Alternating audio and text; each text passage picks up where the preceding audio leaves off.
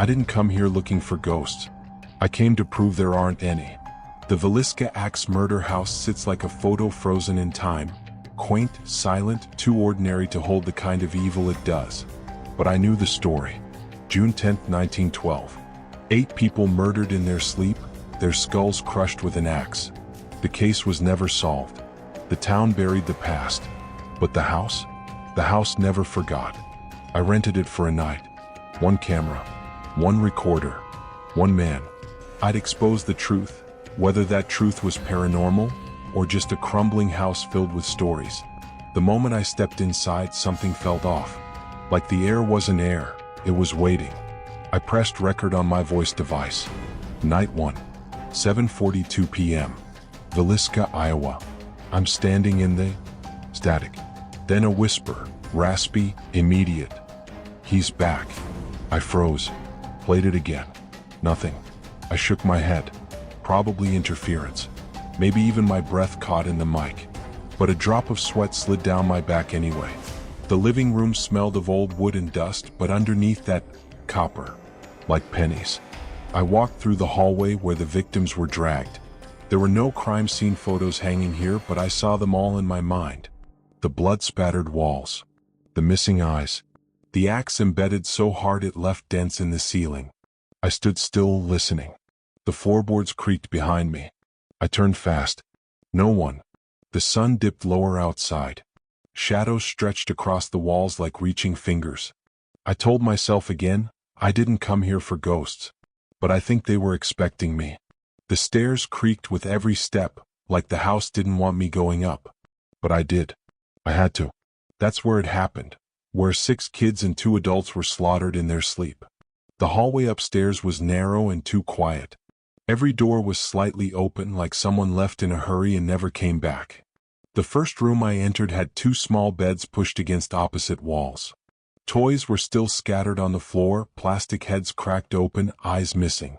And in the corner, a wooden crib. I could have sworn it rocked when I walked in. At first, I blamed the floorboards. But then I saw it. The crib was steady until I looked away. Then it moved again. Just a gentle push. Back and forth, like a lullaby only the dead could hear. I pulled out my camera. Started rolling. Children's room. 8:15 p.m. The crib is moving. No wind. No vibrations. Just then my voice recorder clicked again. I played it back. At first, nothing. Then a faint whimper. Then crying. Soft, sad, scared. I spun around. Hello? I called. Is anyone here? Silence. Then a giggle.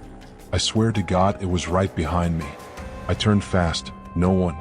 Then I saw something that made my skin go cold. My camera, still recording, was showing a video file I hadn't taken. It showed me, lying in one of the children's beds, sleeping. But I hadn't laid down. I'd only just arrived. And worse, whoever was filming was standing over me, breathing. I tried to stop the clip, but the screen froze. The giggle came again. Closer. The camera died. I backed out of the room slowly. Every step felt like walking out of someone's nightmare. Except, I wasn't sure I'd actually woken up.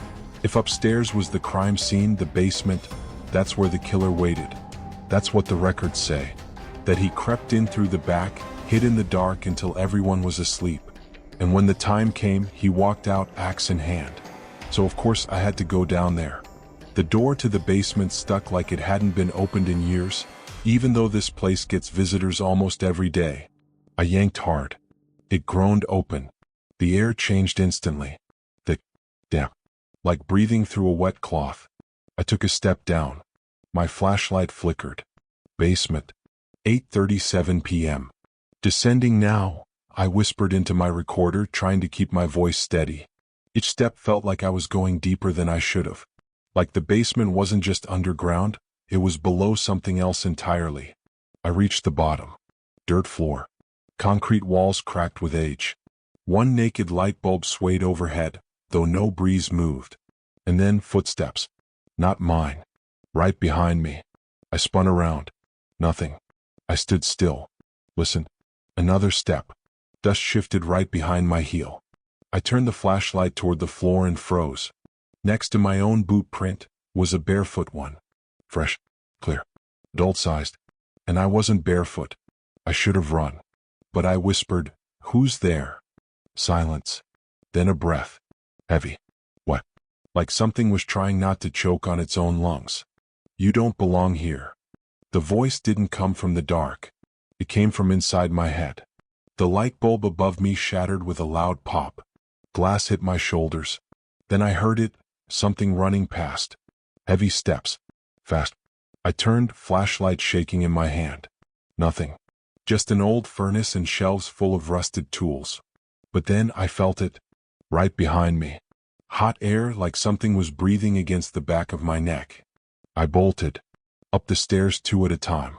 When I slammed the basement door behind me, it didn't feel like I was leaving something behind. It felt like something left with me.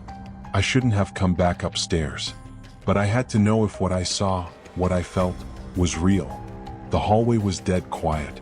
Like the house had paused itself, holding its breath. I stepped back into the children's room and everything in me screamed not to go. But there it was, lying on the bed. A small, bloodstained axe. The blade rusted, the wood damp like it had just been used.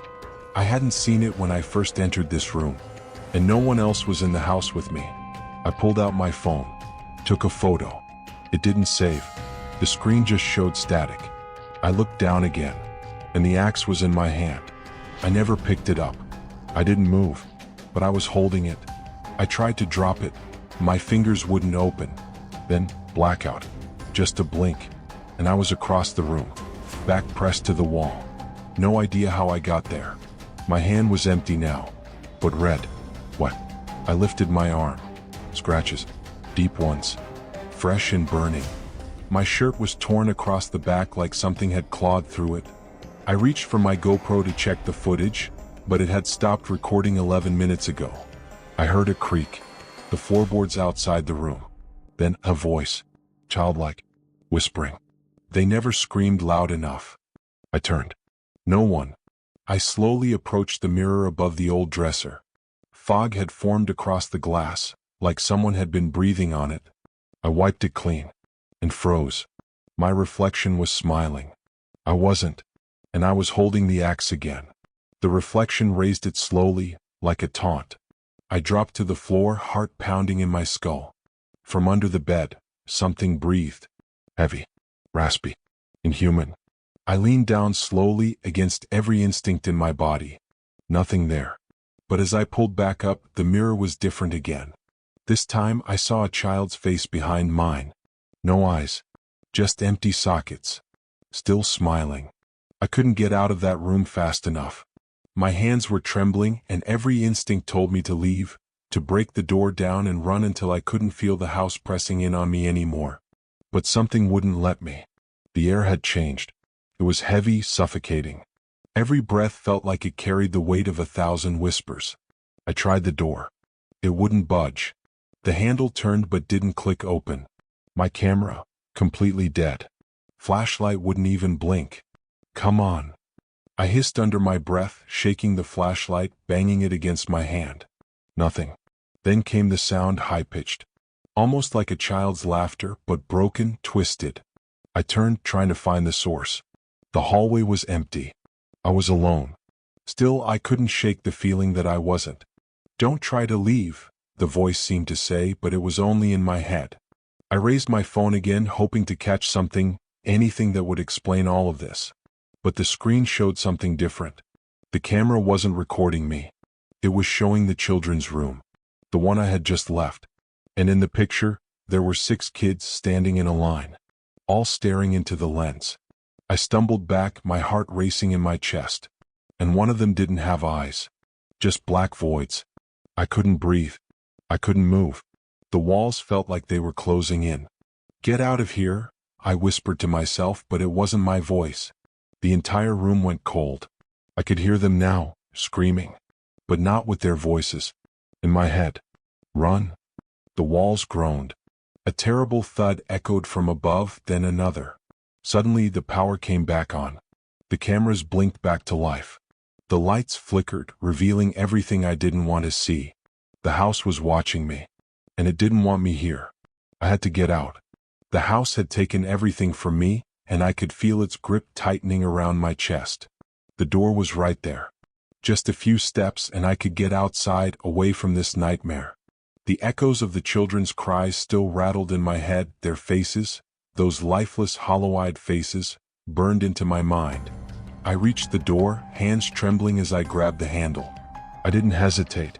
I yanked it open with everything I had. But before I could step through, something caught my ankle. A cold, clammy hand wrapped around my leg, dragging me back. I hit the ground hard, my forehead slamming into the floor. Pain shot through my skull like 1,000 needles, and for a second, everything went black. I could feel the blood pooling beneath me, slick against the cold wooden floor. And then, laughter. Low, mocking, echoing through the room. "You were never meant to leave," the voice hissed, its tone familiar. It wasn't just the house talking anymore. It was him. The killer. The one who had taken 8 lives without a second thought. But the killer wasn't in the room.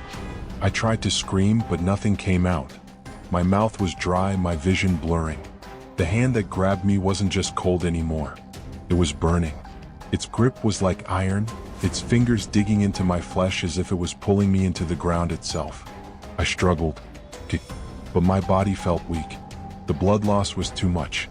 "Now you know," the voice chanted over and over, each repetition drowning me deeper into darkness. I closed my eyes, but it didn't matter. I was still there, still stuck in that house.